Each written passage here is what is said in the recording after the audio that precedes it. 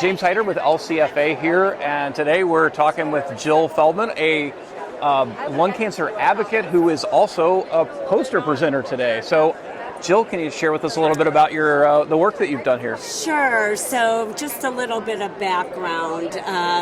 J&J had the Mariposa trial, which was looking at a combination of amivantamab, which is a bispecific antibody, and lazertinib, which is a targeted therapy, as a frontline treatment in EGFR-positive lung cancer. And the results were amazing. The overall survival showed a significant survival benefit.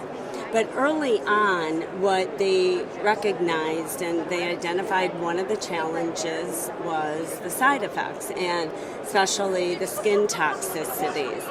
So they decided to develop a trial called the COCOON Trial. And the COCOON Trial, really the idea was to see, hey, if we could give a prophylactic, skin regimen up front to reduce the skin toxicities, would it,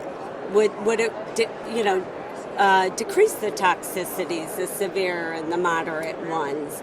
And so putting the trial together, there were two arms.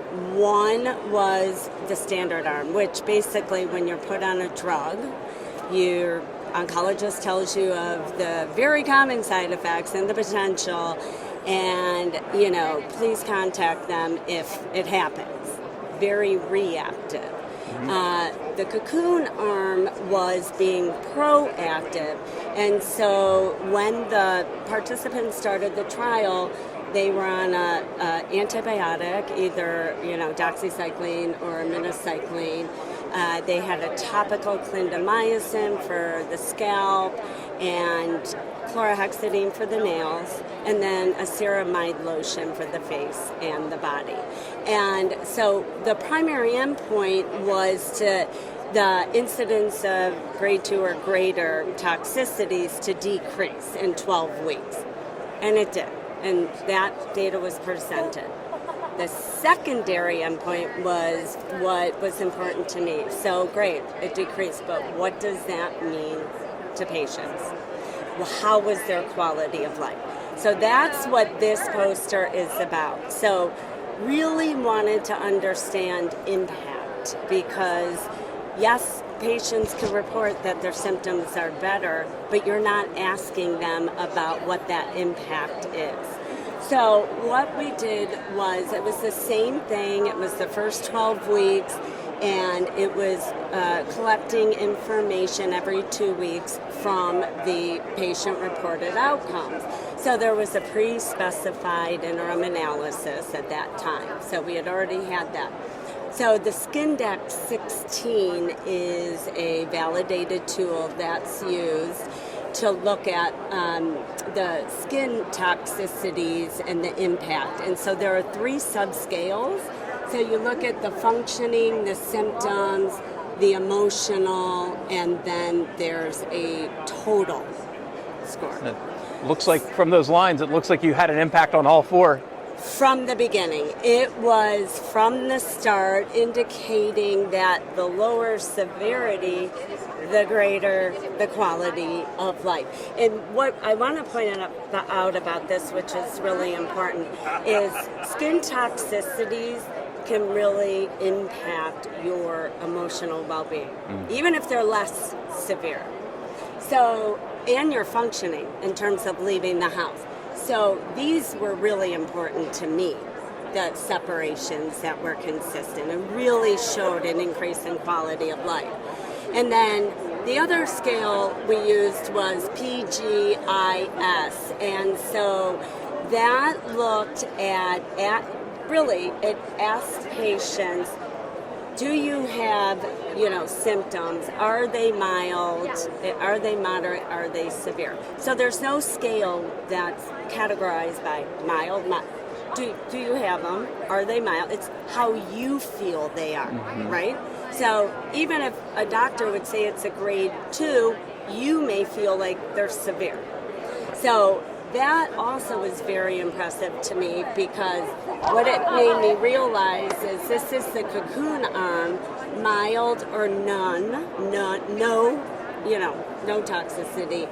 Well, when you look at the no toxicity arm, you think of all the people that could avoid the toxicities if they have this up front. That was a wow for me. Sure. And very important, paronychia seems to be more difficult, and so we got to figure that one out. But anyway, all in all, the takeaway for me is, I've always said, overall survival isn't the only important endpoint. Right. People want to live, and we want to live better. Quality of life matters. It matters deeply, and it should be part of the care. The regimen should be part of the care. And the reality is, if there's a treatment that has this significant survival, this is the data that allows patients to stay on that treatment and benefit from the survival. Right, of course. No treatment is going to be any good if you can't sustain the side effects. Right. Clearly here, you are making it so that people can stay on their treatment much longer and have a better quality of life. So what's the next step to get this word out so that this is not just an interesting paper or poster here at ASCO, but rather it becomes clinically important? Right. So it's interesting because it's not an interventional new drug trial. Right. There isn't necessarily it's not on a label. It's not super but sexy. My goal is it needs to be on the label, because you wouldn't give cisplatin without giving anti-nausea medicine. Right. It's a great metaphor. Why would you do this? Stay ahead of the pain, that whole thing. It's really, really important. So I'm hoping that J&J will have, information to put in their welcome kits and stuff. But as the EGFR resistors, I want to have information like this readily available. And you know what? I also want to encourage other companies to do this. This started before the mature data was presented from Mariposa. So recognize early on where your challenges are, and then, address them early on, because it helps people live better. Right. And so we don't experience survival separately from side effects, impacts, and quality of life. We shouldn't research it that way. We shouldn't be treated that way. You do it together, and you're putting the patient in the best position to be successful with their treatment and feel good. That's awesome. So one last question for you. If you were going to do a next iteration of this, are there tweaks or changes that you would make based on the outcomes that you have observed, or is this? So, it's interesting because there are actually some other products or ointments that we've heard about that possibly could help. And so I think, if there were an easier way to be able to integrate them into, a trial, that would be great. I think that would be important. And then the other thing I would really want to understand is, I have to buy some lotions, and creams and stuff, because I do have skin stuff. And it's, not cheap, right? This is inexpensive compared to what it could be. But inexpensive to people like me, could be very expensive to other people. So I'd really like to make sure that, it could be readily available to everyone.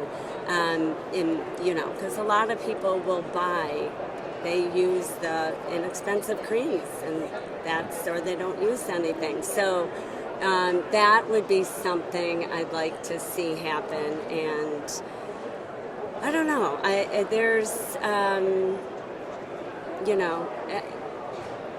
I have a lot of ideas. I don't know what I would I love do that about next. you, Jill. I know, right? Yeah. Like, but I'm just, I think this is, first of all, I think this is the first time I know of that a pharmaceutical company has had a patient that's a co-investigator be a lead author. And so that is a huge honor, but I think it also talks to the fact that, we have to involve patients. We have to understand what, the lived experience is, because none of the people are experiencing the drug that are, otherwise designing it or treating the patient. That's right. Very good. And the preferences, values, they're different. We can't assume. Even we as advocates can't assume. That's right. Well, I appreciate the voice that you are for patients, especially as it relates to clinical trials and trying to make sure that extension of life is not in a vacuum, that it's also quality of the extended life that's really important. We need it, right? Yeah. Thank you. That. Yes. Yes. Thanks so much. Thank you.